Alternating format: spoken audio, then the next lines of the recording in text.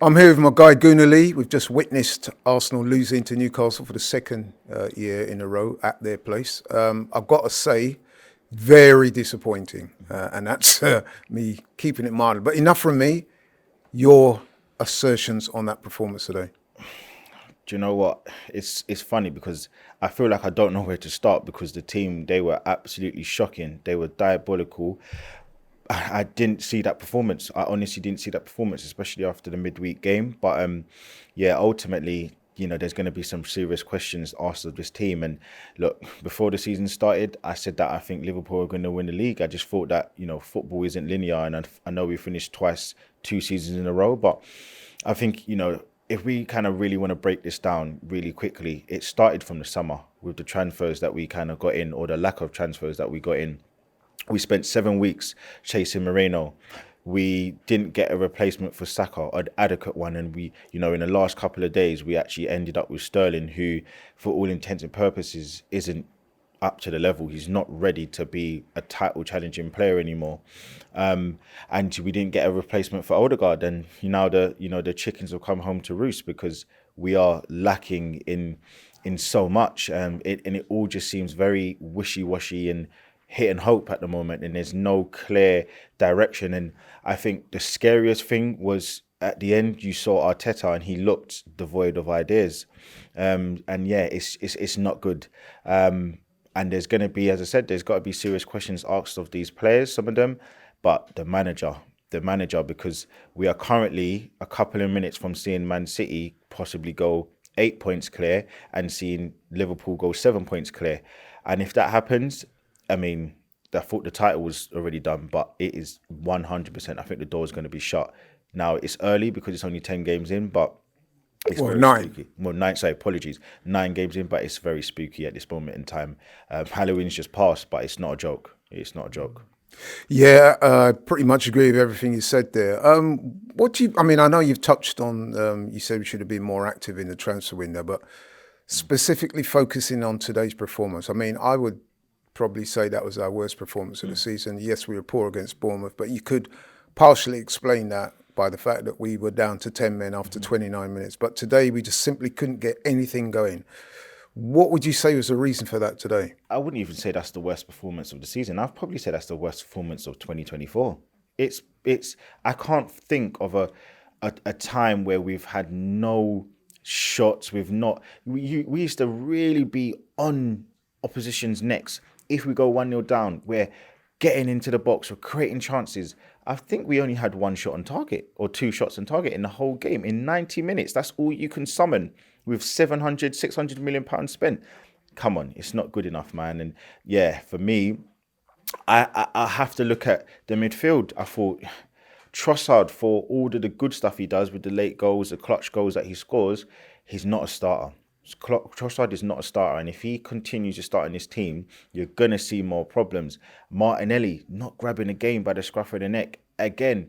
We've got rid of ESR, who I didn't even think is good enough, and now what we've got a player in Sterling, we've got a player in Martinelli that just Well, seems to to be be. fair, to Sterling didn't play today, No, he so didn't. I think But it's a little no, unfair no, to mention him. I'm not blaming Sterling. But what I'm saying is, if he was that useful, he would have come on and made a difference. He would have been used. He would have started the game. If he was doing enough in training, or if he was that guy, that player, he would be starting ahead of him. So I'm not necessarily being saying he's the issue, but it's a wider overview of what I'm looking at, and I'm seeing that there are real problems with the attack, with the functioning, and even just thinking about, like, I think we've conceded now 11 goals in 9 games or whatever it is. It's crazy. And I said on the stream, I said on the watch along, I didn't actually think that there was anything that the defenders could do. Look, it was a fantastic cross and a great header. It happens, but you move on to the next part and you have to try and get back in the game. And we didn't do anything. We just let the game kind of come to us. And yeah, it's very, very scary now with the oncoming games of Inter Milan away and Chelsea away.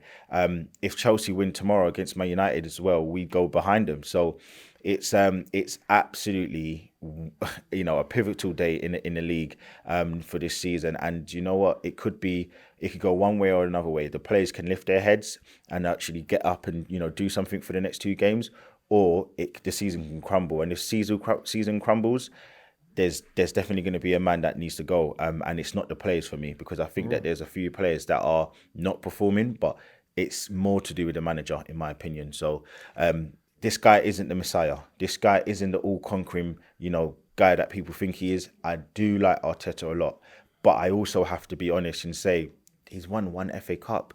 And I've said it on the stream, and I'm going to say it again. Hopefully everyone sees it and they acknowledge what I'm saying. If Slot comes in his first season and wins the league and Arteta doesn't, he has to go. He has to go. Yeah, I mean, some people have been quite critical of the manager today. And listen, he's going to have to, bear his fair share of the responsibility as well as the players. But one thing a lot of people are saying online is that they're very surprised that he didn't make substitutions sooner. I mean, some people were saying that there should have been substitutions made at half time. 30th minute. The first 30th minute, he should have made his first sub. And what we're doing was we're regressing back to what he was doing 2 seasons ago, where he would wait until the 70th minute. Now, he brought on Ethan. And again, why is he bringing on Ethan in the 60th minute? You should have been bringing him on 2 games ago and not throwing him in at the deep end. You can't always expect people to come and save your bacon. You have to try and be proactive instead of being reactive. And right now, that's what we're seeing. And listen, I could blow my head and blow my top with the amount of, things that I could say about him right now, about the manager. But what I need to see from him now is a change in tack, because as I said, if this season just peters out, it's not looking good for him, because honestly, I wasn't optimistic about the season, and it's down to him. And now we're in a position that, he could have proven people wrong with, his actual in-game management, his pre-game management, and he's actually looking worse. As I said, he looked like a dead man walking. He did. He looked like a dead man walking. So, yeah. Okay. I hear that. Right.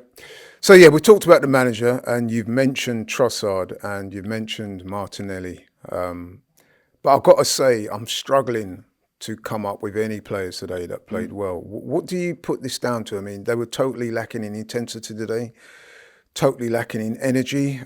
We did actually have the most possession of the ball throughout the game, but we just couldn't do nothing with it. What do you put that down to? Some people are obviously going to look to Martin Odegaard being out and saying that's been a big miss, but is there anything else that you can put your finger on? Sorry, I can't put it down to Martin Odegaard, because in truth, the style of play that we're now implementing is, yes, you can talk about players missing, but there's little nuances in a game that we're still not even kind of trying to extend into the style of play. So for me, I just feel like there's just no patterns of play. I just feel like we're looking at the likes of the Havertz, not staying in the box, not really trying to be aggressive against the centre backs, and it's hard because the whole team were poor today. So I could kind of really label it at anybody. So when it comes down to that, when we have good players, who does it come down to? Who does it fall down to? I have to go back to the manager. So it's hard for me to mention players. Yes, the players didn't work well today. They didn't perform well today. But when it's the whole team, it comes back to the root of the evil. And the root of the evil in this moment is the manager. So it's hard to kind of really pinpoint. But, as I said, you can't blame the lack of Odegaard for all of the deficiencies. We have to look at the style of play. We have to look at some of these players. Yes, the defenders aren't defending to their high capabilities.